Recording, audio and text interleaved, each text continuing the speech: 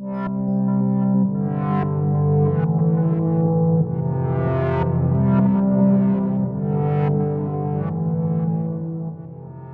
guess the first question to dive in here for the viewers would be, what is the power of now?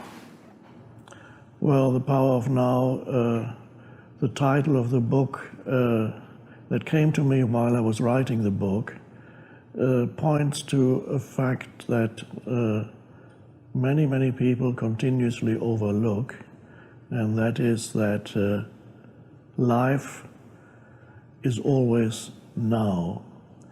This seems almost too obvious to state, but most people live in a way that almost contradicts the simple fact that life is always now. They live as if some future moment were more important than this moment.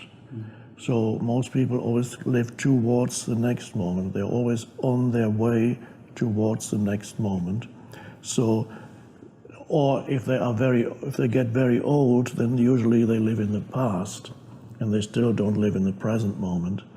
So we're not talking here about making plans, and on a practical level, all this is necessary and great, making plans what to do with your life or what to do the next day or make appointments for the future. That's all fine.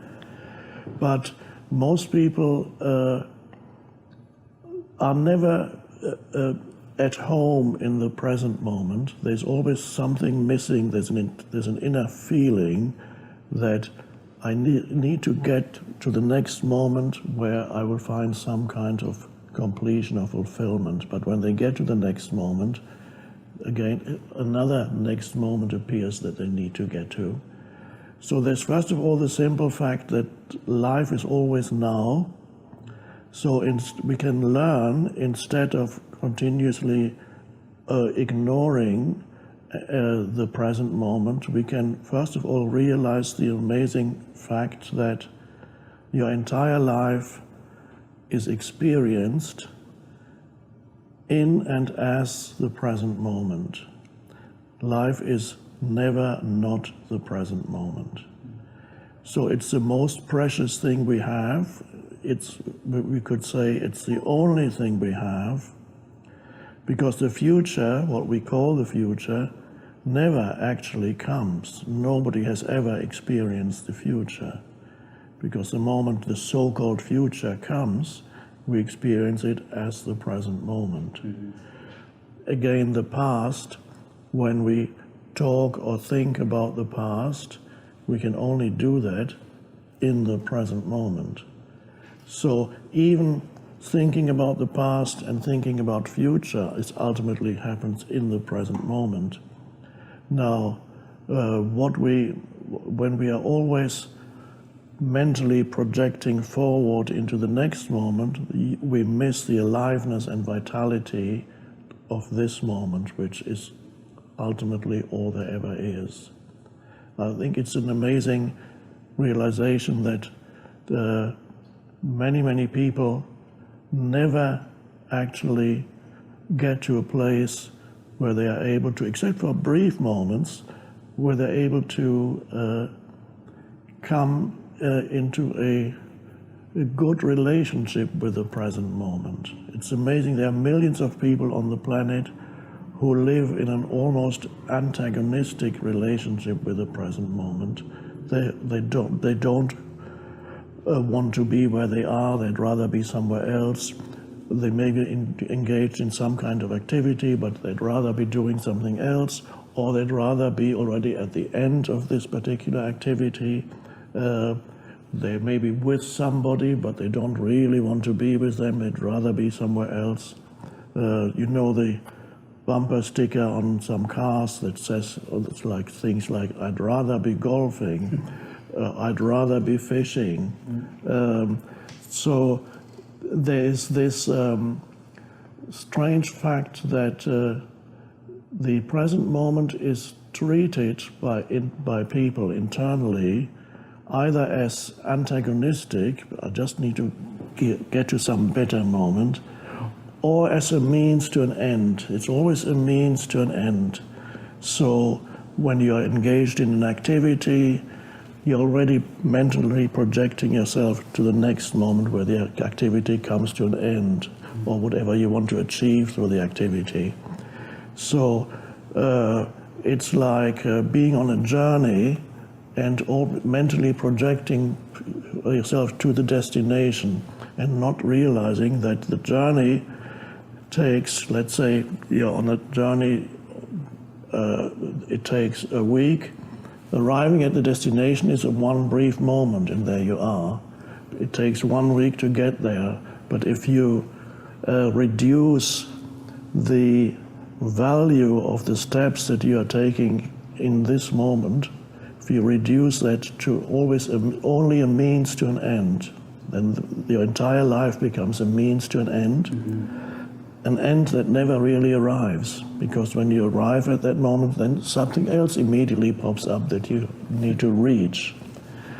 So it's particularly developed in Western society, but also some parts of the East, this inability to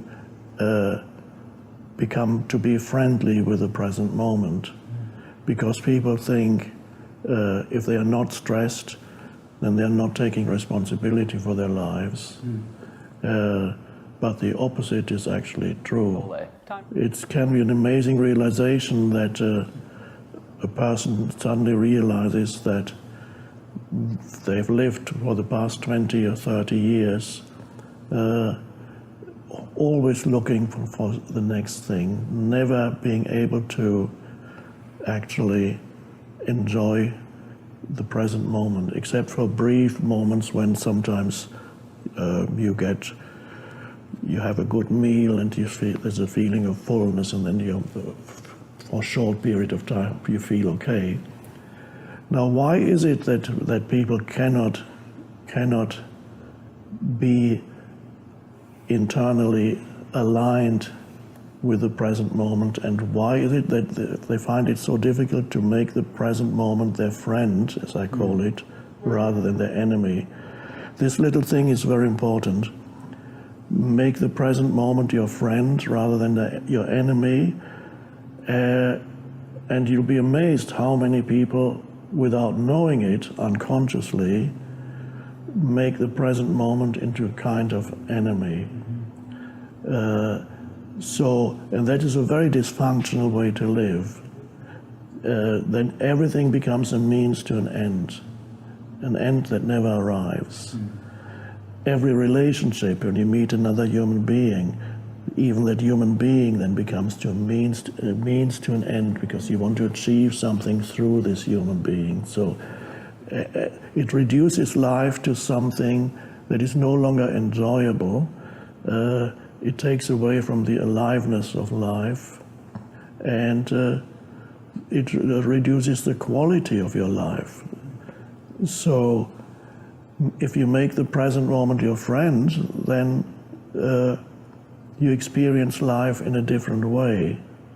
You're still able to make plans, but you're not continuously mentally projecting yourself away from here and now, which happens, for example, whenever you're engaged in mind activity, you're engaged in thinking about what's going to happen.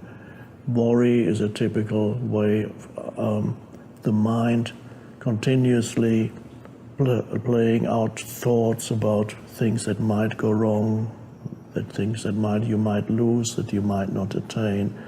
The dangerous situation that you're imagining. People wake up in the middle of the night in a state of almost panic or fear. They're in a nice and warm bed, and yet their mind is telling them that they're in a critical situation, which is not the case. It's imagined through uncontrolled mind activity, and then they experience the emotions that they would experience if they actually were in a critical situation. So it's a very dysfunctional way to live. And why is it that people cannot seemingly find it so difficult to be internally aligned with the present moment, which after all is all you ever have. There is never anything else in your life but the present moment.